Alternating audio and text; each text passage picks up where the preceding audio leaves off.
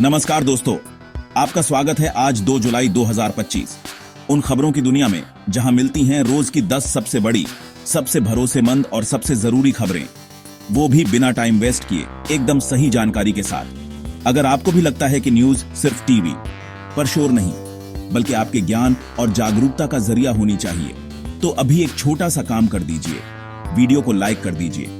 इस वीडियो को अपने दोस्तों, परिवार या व्हाट्सएप ग्रुप में शेयर कर दीजिए। और अगर आप यहाँ पहली बार आए हैं तो चैनल को सब्सक्राइब जरूर कीजिए, क्योंकि यहाँ मिलती है हर दिन की सच्ची और जरूरी खबर, वो भी सबसे पहले।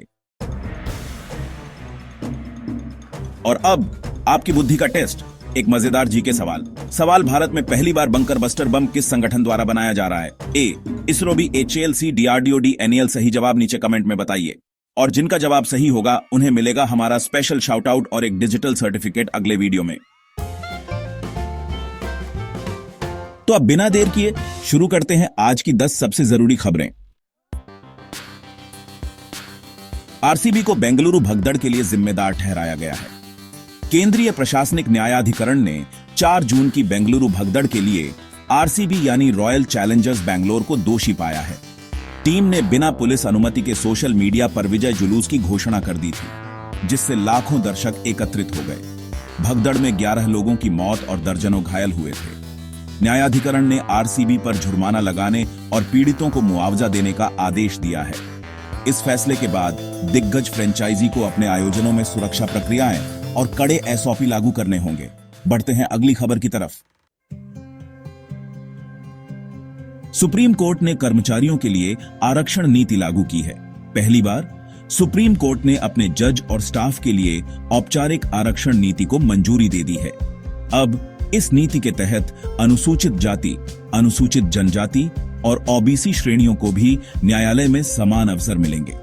कोर्ट ने प्रशासन से यह भी कहा है कि अगली नियुक्तियों में सरकारी नियमों के अनुसार सीटें आरक्षित की जाएं। न्यायपालिका में यह कदम सामाजिक समावेशन की दिशा में एक अहम मील का पत्थर माना जा रहा है, क्योंकि इससे पिछड़े वर्गों के प्रशिक्षित वकीलों को उच्च न्यायालय में पहुंचने का मार्ग खुलेगा। तो चलिए बढ़ते हैं अगली खबर की तरफ। केंद्रीय मंत्रिमंडल ने रोजगार प्रोत्साहन योजना को मंजूरी दे दी है। केंद्रीय कैबिनेट ने 1 लाख करोड़ रुपए की रोजगार प्रोत्साहन योजना यानी कि एम्प्लॉयमेंट लिंक्ड इंसेंटिव ELI को हरी झंडी दिखा दी है। इस पहल से अगले 2 वर्षों में लगभग 3 करोड़ 50 लाख नए रोजगार सृजित होने का अनुमान है। योजना के तहत मैन्युफैक्चरिंग सेक्टर में निवेश पर टैक्स रिबेट और वेतन सहायता दी जाएगी। छोटे एवं मध्यम उद्यम यानी MSME भी इस योजना का फायदा उठा सकेंगे। विशेषज्ञों का मानना है कि महामारी के बाद अर्थव्यवस्था को मजबूती देने में यह कदम निर्णायक साबित होगा। तो बढ़ते हैं अगली खबर की तरफ। दिल्ली में 15 साल पुरानी पेट्रोल और 10 साल पुरानी डीजल गाड़ियों को अब ईंधन नहीं मिलेगा। दिल्ली सरकार ने प्रदूषण नियंत्रण के लिए सख्त नियम लागू किए हैं। 1 जुलाई से 15 साल से अधिक पुरानी पेट्रोल वाहन और 10 साल पुरानी डीजल वाहन रिफ्यूलिंग पंपों पर ईंधन नहीं भरवा पाएंगे। अगर कोई इस नियम का उल्लंघन करता है तो वाहन मालिकों को भारी जुर्माना और संभवतः गाड़ी जब्त करने की कार्रवाई का सामना करना पड़ सकता है। प्रशासन ने एक जागरूकता अभियान भी शुरू कर दिया है, ताकि लोग समय रहते अपने वाहन स्वैप या अपग्रेड कर लें।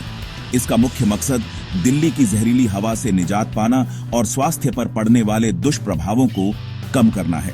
चलिए बढ़ते हैं अगली खबर की तरफ। रेलवे के टिकट किराए में बढ़ोतरी और अब तत्काल टिकट के लिए आधार लिंक अनिवार्य हो गया है।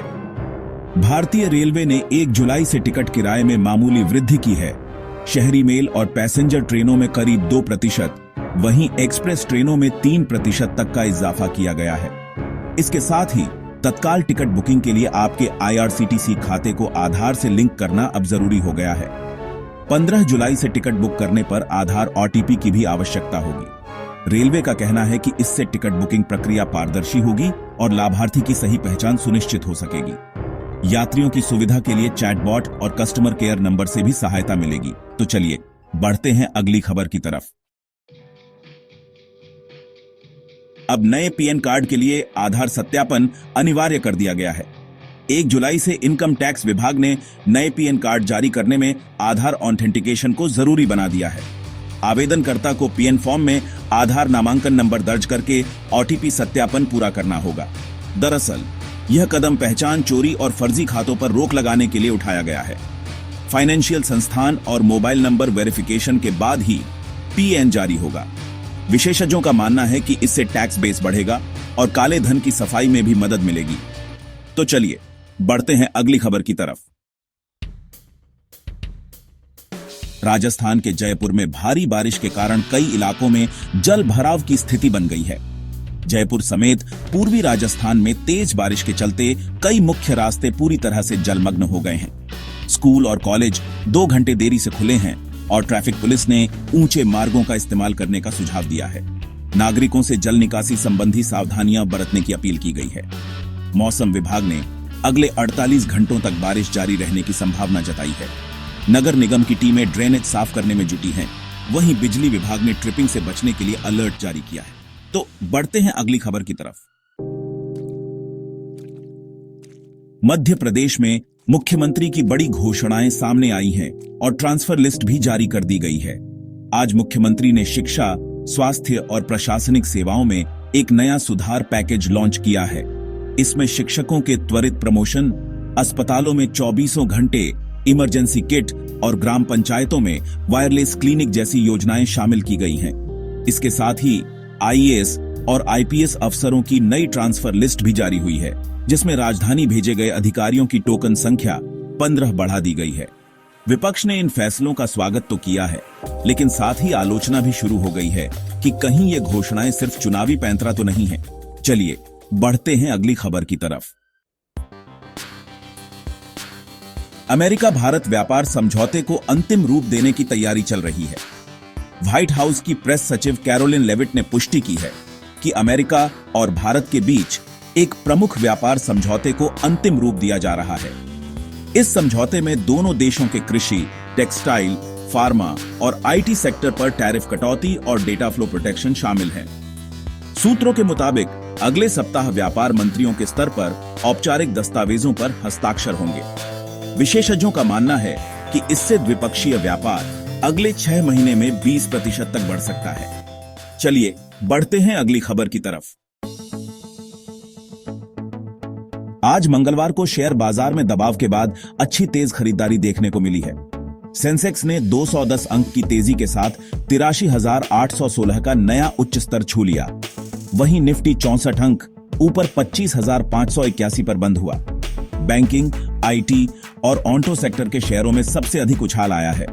विदेशी संस्थागत निवेशकों ने भी अपनी खरीदारी बढ़ाई है। विशेषज्ञों का कहना है कि वैश्विक बाजारों में सुधार और रुपया स्थिर रहने से फिलहाल बड़ी कंपनियों को अच्छा समर्थन मिल रहा है। यही थी आज की सभी खबरें। धन्यवाद। कैसी लगी आपको ये सारी खबरें? मुझे कमेंट्स में जरूर बताइए। अगर वीडियो अच्छा लगा हो तो इसे लाइक कीजिए और अगर आपने चैनल को सब्सक्राइब नहीं किया है तो अभी सब्सक्राइब कीजिए। साथ ही घंटी दबाना मत भूलिएगा ताकि आपको हमारी हर नई वीडियो का नोटिफिकेशन सबसे पहले मिले। मैं फिर मिलूंगा ऐसी ही अच्छी और खास खबरों के साथ। तब तक के लिए जय श्री राम, जय हिंद, वंदे मातरम।